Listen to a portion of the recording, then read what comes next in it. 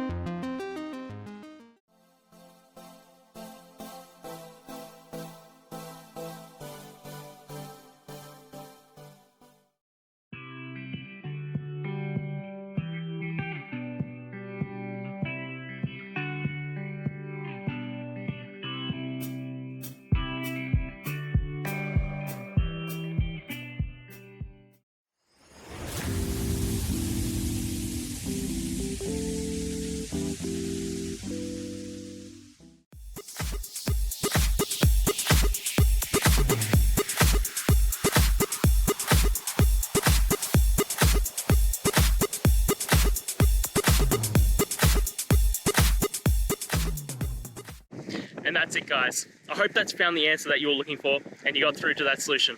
If you did, please hit the subscribe button. I'd really appreciate it. And until the next time you have a technical issue, I'll see ya. Have a good one.